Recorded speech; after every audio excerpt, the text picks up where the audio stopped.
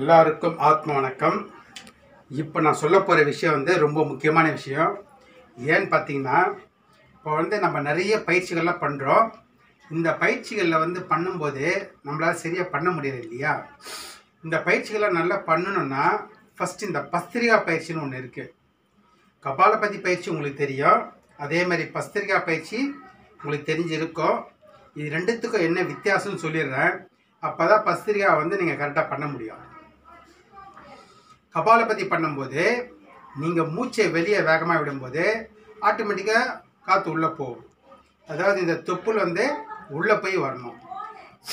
அப்படின்னீங்கன்னா தொப்புள் உள்ளே போகும்.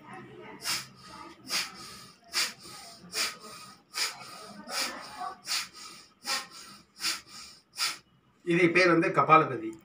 அதாவது மூச்சை வெளியே விட்டுட்டோம்னா காற்று ஆட்டோமேட்டிக்காக உள்ளே போயிடும், நம்மளே இழுக்க தேவையில்லை. இந்த மாதிரி பண்ணிங்கன்னா அதுக்கு பேர் கபாலபதி.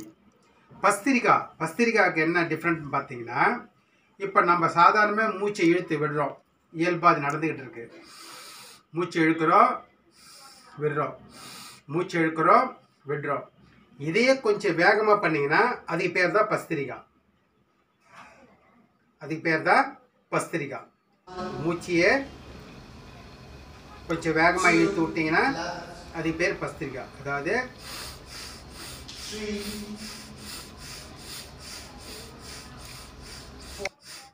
கட் பண்ணுங்க. இப்போ நம்ம நிறைய பயிற்சிகள் பண்ணுறோம். இந்த பயிற்சிகளுக்கு முன்னாடி பஸ்திரிகான்னு ஒரு பயிற்சி இருக்குது. இந்த பஸ்திரிகான்ற பயிற்சி நீங்கள் பண்ணிட்டீங்கன்னா மற்ற பயிற்சிகளை நீங்கள் ஈஸியாக பண்ணலாம். பஸ்திரிகா பயிற்சினா என்ன அப்படின்னு பார்த்தீங்கன்னா, நம்ம காற்றை இயல்பாக இழுத்து விடுறோம். அதாவது மூக்கில் இழுக்கிறோம் விடுறோம், இழுக்கிறோம் விடுறோம். இது சாதாரணமாக எல்லோரும் பண்ணுற மூச்சு. ஆனால் இதையே கொஞ்சம் வேகமாக பண்ணிங்கன்னா அது பேர் தான் பஸ்திரிகா. மூச்சு இழுக்கிறோம் விடுறோம். இந்த பயிற்சியை கொஞ்சம் வேகமாக பண்ணிங்கன்னா அதுக்கு பேர் தான் பஸ்திரிகா. அது எப்படின்னா, இதில் 3 விதமாக நீங்கள் இதை பண்ணலாம்.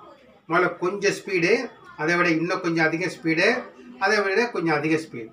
அதாவது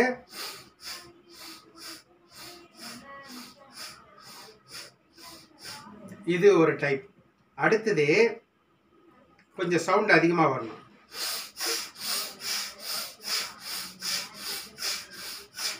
அடுத்து 3வது இன்னும் சவுண்ட் அதிகமாக வரணும். அதாவது மூச்சை உள்ளே இழுக்கிறோம் வெளியே விடுறோம்.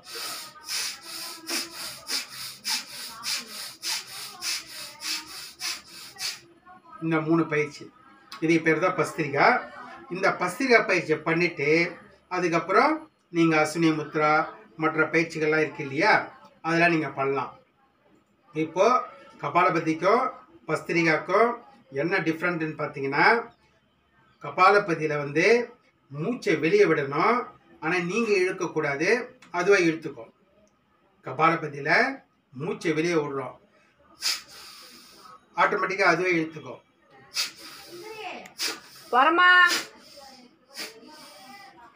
கட் பண்ணு.